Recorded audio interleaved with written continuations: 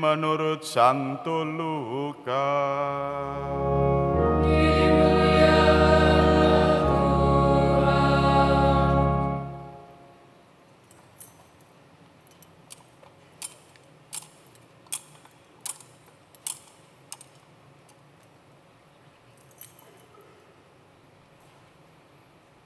Ketika Yohanes tampil di Sungai Yordan, banyak orang menanti-nanti dan berharap, dan semuanya bertanya dalam hati tentang Yohanes, kalau ia adalah Mesias.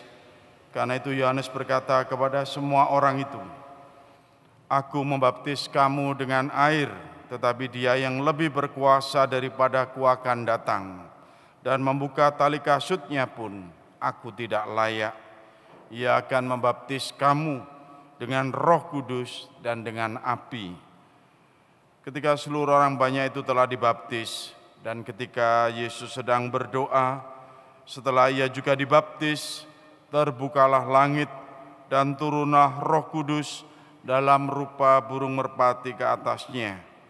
Terdengarlah suara dari langit, "Engkaulah putraku yang terkasih, kepadamulah aku berkenan." Demikianlah sabda Tuhan. Terpujilah Kristus.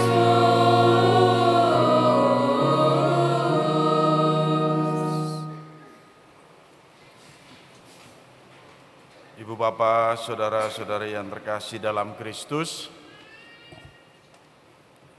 saya itu pernah bertemu dengan sebuah keluarga 8 tahun yang lalu ya. Itu bagi saya ini lihatnya aneh, karena anaknya laki-laki SMP itu saat itu masih disuapi oleh mamanya. Jadi SMP ini makannya masih disuapi, mau disuapi tahu ya, didulang kalau Jawanya itu. Saya juga mengatakan, waduh ini anak mau jadi apa begitu. Sudah SMP kok disuapi, masih makannya kok masih disuapi. Ini harusnya anak balita saja yang disuapi. Tapi tahun yang lalu saya ketemu lagi dengan keluarga ini, ya.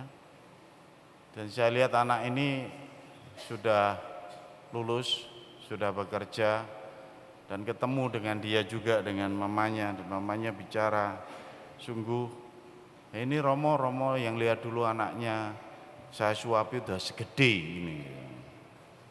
Masih disuapi, Bu?" "Enggak. Dia ini sekarang andalan saya ini. Dia itu sekarang dewasa dan mandiri. Bahkan anak saya ini sekarang jadi pengganti papanya. Sekarang sudah habis lulus, dia kerja dan bertanggung jawab. Jadi kalau saya kemana-mana pergi atau urusan apa, termasuk aktif di gereja ini, anak laki-laki saya ini saya andalkan." Ibu Bapak, saudara-saudari yang terkasih, pernyataan itu saya yakin penting sekali ya, dan itu meneguhkan betul anak laki-laki. Dia merasa betul bahwa dialah yang memang bertanggung jawab untuk keluarganya sekarang. Dia yang sudah dewasa, dia sudah mandiri dan terus memperjuangkan keluarganya. Pernyataan mamanya ini penting di hadapan saya, itu saya lihat. Saya tinggal meneguhkan saja hal-hal yang sudah luar biasa itu. Ibu Bapak, saudara-saudara yang terkasih, Kristus juga demikian. Dia mengikuti adat Yahudi, dia datang pada Yohanes Pembaptis untuk kemudian ikut dibaptis. Tapi pernyataan Allah ini yang penting sebenarnya. Pada saat dia mengikuti pembaptisan Yohanes, itu kemudian dia berdoa dan kemudian turun dari langit Roh Kudus menyerupai burung merpati dan suara Allah yang menyatakan, "Engkaulah putraku yang terkasih, kepadamulah aku berkenan." Dan mulai sejak itu kemudian Yesus dengan pernyataan Allah ini kemudian melaksanakan karya Allah, mewartakan kerajaan Allah sudah datang, kerajaan Allah sudah dekat, mewartakan kabar gembira, Injil untuk penyelamatan seluruh umat manusia. Sehingga kalau kita merayakan pesta pembaptisan Tuhan itu bukan persoalan pembaptisannya, tapi bagaimana sungguh dinyatakan di situ bahwa Kristus telah menjadi putra Allah dan dialah yang memang kemudian melaksanakan karya Allah sepenuh-penuhnya. Kita bisa melihat dengan pernyataan yang penting ini mau menunjukkan sungguh diangkat oleh gereja menjadi peristiwa yang luar biasa, bahwa Yohanes Pembaptis itu adalah bentara Kristus. Bukan dia yang Mesias, tetapi Tuhan inilah, Tuhan Yesus inilah Mesias yang menggenapi apa yang diwartakan oleh Yohanes Pembaptis, yang diwartakan oleh Nabi Yesaya dalam bacaan pertama. Sehingga kalau kita bisa melihat Nabi Yesaya itu mewartakan mengenai seseorang yang berseru-seru di padang gurun, dengarkanlah, luruskanlah jalan bagi Tuhan, itu yang dimaksudkan adalah Yohanes Pembaptis. Dan di situ dia menjadi penggenapan dari perjanjian lama untuk mau menunjukkan level yang lebih tinggi lagi. Sehingga dia mengatakan, untuk membuka tali kasutnya pun aku tidak layak, karena ia akan membaptis kamu dengan Roh Kudus dan dengan api. Dan itu kalau kita bisa melihat penunjukan dari Yohanes Pembaptis itu diperjelas oleh Tuhan sendiri dengan menyatakan bahwa Yesus Kristus adalah putraku yang terkasih, kepadamulah aku berkenan. Nah, Bapak, saudara-saudari yang terkasih dalam Kristus, kita bisa melihat dalam misteri iman keselamatan Allah bahwa Yesus yang dibaptis secara Yahudi atau secara Allah, Yohanes Pembaptis itu kemudian memuliakan dirinya bersama Allah itu untuk membaptis seluruh umat manusia yang menempatkan level lebih atau yang puncak, yaitu pembaptisan Kristiani yang dipercayakan kepada para rasul dan seluruh jajaran gerejanya, hierarkialnya sampai sekarang gitu ya. Sehingga lalu kualitas pembaptisannya itu berbeda dengan kualitas pembaptisan Yohanes Pembaptis. Karena kualitas pembaptisan yang dari Tuhan Yesus itu adalah yang disertai dengan Roh Kudus dan api. Mau digambarkan ini membaharui untuk keseluruhan. Mungkin Yohanes Pembaptis itu hanya untuk seluruh bangsa Yahudi, tapi Yesus ini untuk seluruh bangsa, untuk seluruh masyarakat yang mau percaya kepadanya. Nah, ini lalu dalam refleksi kita sehari-hari kita bisa melihat bahwa baptisan Katolik itu tidak berulang-ulang. Ya sekali untuk selamanya. Ya. Loh Romo, kalau ada yang murtad itu apa terus dibaptis kembali di gereja Katolik? Ya enggak. Hanya penerimaan, upacara penerimaan kembali bagi yang murtad gitu. Tidak dibaptis ulang, enggak ada. Sementara enggak tahu di tempat lain itu ono bolak-balik baptis. Ya, melok retret baptis, melok rekoleksi baptis, dolan nang gereja ndi nang ndi baptis, ono kolam baptis gitu.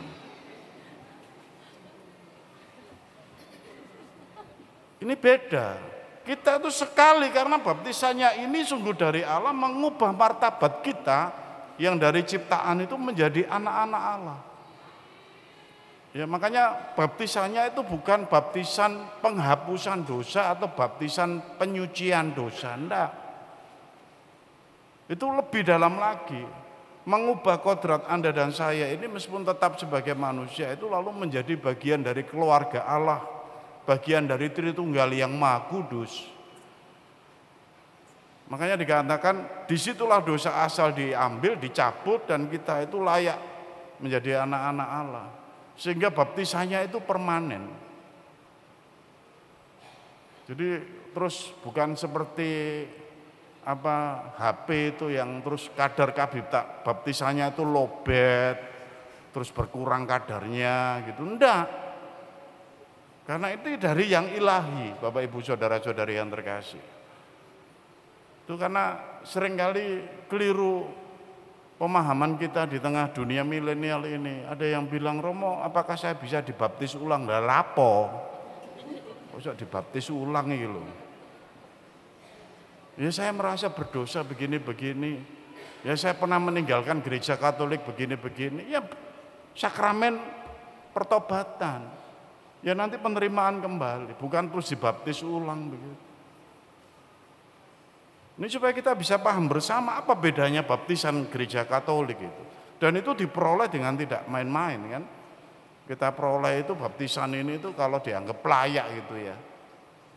Tidak gampang kemudian menawarkan baptisan Katolik itu, gampang kita itu menawarkan. Bukan baptisan Katolik yang ditawarkan. Apakah kamu mau mengikut Kristus secara Katolik? Kalau memang layak, ya baru dibaptis secara Katolik. Nah ini yang pertama kita bisa merefleksikan, karena itu baptisan kita itu berasal dari Kristus sendiri, yang dilanjutkan oleh gereja yang didirikannya. Nah ini Bapak Ibu saudara-saudara yang terkasih, lalu kita bisa melihat bahwa tantangan pernyataan tentang bagaimana keilahian Allah di dalam Kristus itu kita bisa merefleksikan dalam tantangan milenial kita saat ini, gitu ya. Bahwa pernyataan itu penting, bahwa kita itu sungguh-sungguh bagian dari Kristus itu penting. Nah ini seringkali secara manusiawi saja di zaman ini orang itu ya meremehkan dirinya sendiri, tidak mau untuk menghargai dirinya sendiri ya dengan ramat baptisnya atau dengan kehidupannya lah. Jadi dia merasa bahwa ya saya ini biasa-biasa, saya ini tidak ada yang lebih dan sebagainya dan sebagainya. Datar aja gitu. Hidup itu tidak ada pernyataan, saya sukses, saya terima kasih, saya lulus ujian, saya lulus dari sekolah, saya naik kelas, tidak ada. Merasa bahwa kalau setiap kali saya begitu itu dunia media sosial itu meremehkan. Iya memang. Ini kita bisa melihat dunia saat ini semua orang itu dianggap tidak hebat begitu aja. Gambarannya kan begitu, biasalah koyok yang lain gitu. Sehingga tidak ada pernyataan, orang tua juga tidak pernah. Anaknya ini baru saja naik kelas, ngopon nilaimu elek. Ya. Udah naik kelasnya tuh nggak dilihat, yang dilihat itu elek itu. Nggak ada pernyataan, hebat kamu ya meskipun nilaimu jelek, iso lulus. Oh ya apa, ini kan pernyataan yang positif.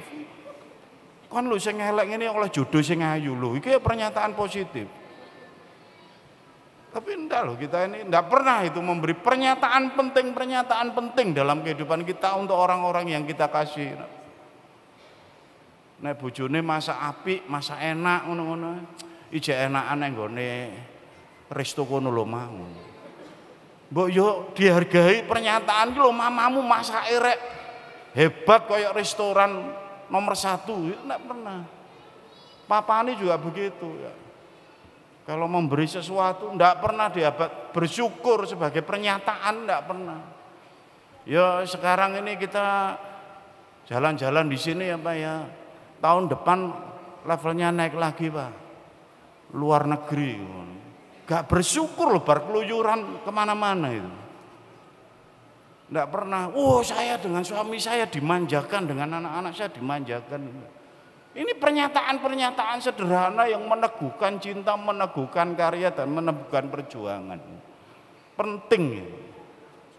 Tapi tantangan media sosial kita itu karena selalu saja semuanya itu tidak berharga. Sehingga hal-hal kecil pun lalu tidak berharga. Karena merasa yang lain di dunia media sosial, di dunia yang lain itu lebih hebat dan lebih bling-bling gitu. Sehingga kita tidak pernah sungguh memberi pernyataan-pernyataan, apalagi kemudian menghargai diri sendiri. Dan itu lalu jadinya datar aja itu.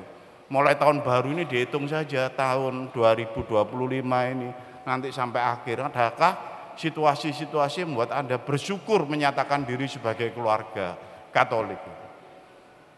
Arep ulang tahun wis gak usah aneh-aneh ya Pak, ya Mak, lurus meneh. Ulang tahun perkawinan biasa-biasa lurus maneh. Gak ono gejolak apapun, ndak ada. Lurus datar begitu.